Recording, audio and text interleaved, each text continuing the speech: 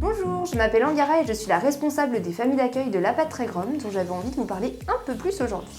Commençons par la présentation du service. Alors le service a ouvert en juin 2020. Il nous permet d'accueillir en plus des chiens qui ne peuvent pas être accueillis au refuge, cette année des chats et des nouveaux animaux de compagnie. Qui peut devenir famille d'accueil ? Alors pour devenir famille d'accueil, on vous demande d'être majeur, d'avoir un foyer, d'avoir du temps à consacrer à l'animal qu'on vous confie, d'être disponible et de respecter un véritable engagement autant envers l'animal qu'on vous confie en suivant ses soins chez le vétérinaire que auprès de l'association en communiquant toutes les nouvelles que vous avez besoin de nous communiquer pour qu'on puisse travailler ensemble afin de choisir la famille pour la vie de cet animal dans les meilleures conditions. Comment devenir famille d'accueil ? Alors, pour devenir famille d'accueil, la première étape, c'est de remplir un petit formulaire. Vous aurez le lien juste en dessous. La deuxième étape, c'est qu'on a un échange téléphonique avec un membre de l'équipe pour parler un peu plus de ce projet de devenir famille d'accueil. Si ce premier échange téléphonique est concluant, on passe à la troisième étape qui consiste à faire une prévisite de votre domicile. C'est le moment de se rencontrer, d'échanger sur votre projet, de répondre à toutes vos questions. Concrètement, une fois que toutes ces étapes sont validées, comment ça se passe ? Alors, quand on a un animal qui se présente à l'association et qui correspond au profil qu'on a défini ensemble lors de la prévisite, on vous appelle, on vous donne toutes les informations qu'on a sur l'animal et vous pouvez soit accepter de l'accueillir, soit refuser. Si vous acceptez, on en discute encore ensemble, on fixe un rendez-vous pour vous le présenter, l'amener chez vous directement, de voir ensemble la liste du matériel dont vous pourriez avoir besoin. Voilà, donc si c'est les chats, ça peut être litière, etc. Les chiens, colliers, laisse, gamelles. On fournit les croquettes, ça c'est très important aussi, je ne l'ai pas dit. Et donc, on remplit ensemble le contrat de famille d'accueil. Donc, premier volet, tout ce que vous vous engagez à faire auprès de cet animal, tout ce que l'association s'engage à faire auprès de vous et auprès de lui, et le bon de prise en charge vétérinaire, puisque les frais vétérinaires sont à la charge de l'association. Une fois que tout est rempli, on reste en contact, on communique régulièrement. Les avantages à être famille d'accueil, il y en a plein. C'est vrai, il y en a plein. Alors déjà, le premier avantage, c'est que si vous avez le coup de cœur pour l'animal qu'on vous a confié, vous êtes prioritaire pour son adoption, à condition que l'environnement soit idéal pour l'animal et que tout se passe bien. Donc ça, c'est un super avantage déjà, parce qu'on peut s'attacher et garder l'animal pour toute sa vie.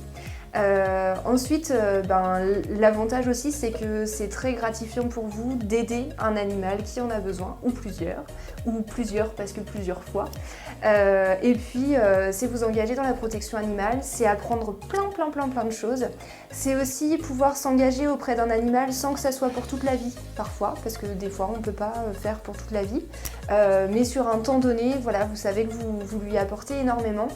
Et il va vous le rendre aussi en caresse et en ronron pour les chats. Et en bonus, vous allez pouvoir retrouver quelques témoignages de nos familles d'accueil, ainsi que les photos des animaux que nous avons accueillis depuis le mois de juin. Pour Françoise, accueillir un animal, c'est pas seulement lui donner un toit et des croquettes, c'est être présent, à son écoute, savoir le câliner, le consoler, mais aussi savoir le reprendre quand il fait une bêtise. C'est l'aider à grandir, jouer avec lui, l'emmener en balade, essayer d'apaiser les souvenirs de son passé. C'est prendre soin de lui comme s'il était le nôtre, c'est l'aimer et l'aider sans retenue. Être famille d'accueil, c'est aussi pouvoir partager nos joies, mais aussi nos difficultés avec une équipe, savoir que l'on n'est pas seul si un souci pointe son nez. Être famille d'accueil, c'est faire en sorte que l'animal retrouve la chaleur d'un foyer.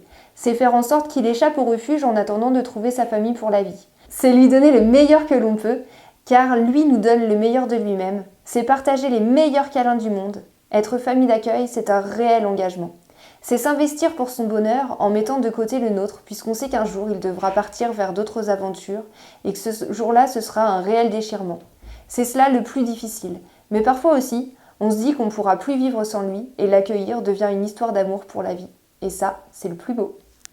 Julie, elle nous explique que chez eux, chaque vie est importante et qu'ils apprennent à leurs enfants la bientraitance, le respect de chacun, le don de soi pour faire changer les choses. Et quel meilleur moyen de mettre en application ces valeurs que de devenir famille d'accueil pour chatons. Donc ils nous ont rejoints au mois de juin avec une portée de 4 chatons. Et c'était parti pour 16 biberons par jour. Donc ça a permis aux enfants de s'investir aussi et d'apprendre à s'occuper, à prendre soin des chatons. Audrey nous précise qu'on travaille main dans la main avec vous pour choisir la future famille de l'animal et que vous êtes totalement en capacité de refuser un dossier et vous serez écouté puisque c'est vous qui connaissez le mieux l'animal qu'on vous a confié. Donc il y a aussi cet avantage que vous avez vraiment un rôle auprès de l'animal confié. Elisa nous précise que la cause animale lui tient beaucoup à cœur et qu'elle pense que c'est le minimum à son échelle de pouvoir rendre service aux animaux en leur proposant un accueil à son domicile pour que par la suite ils puissent trouver leur famille pour la vie. Vali nous précise que c'est un investissement pour toute la famille mais aussi pour les animaux de la famille puisque dans leur situation, les 5 chatons qu'ils ont accueillis ont été soignés par toute la famille et les enfants, les adultes, mais aussi pris en charge par un de leurs chats qui leur a vraiment appris tous les codes à ces petits chats abandonnés trop tôt par leur maman. Et du coup, ça leur a apporté aussi énormément, autant à leur chat à eux qu'aux chats accueillis. Donc voilà, donc si vous avez envie de nous rejoindre après cette petite vidéo, et ben du coup on vous laisse remplir le petit formulaire qui sera en lien en dessous et à bientôt au téléphone. Merci beaucoup.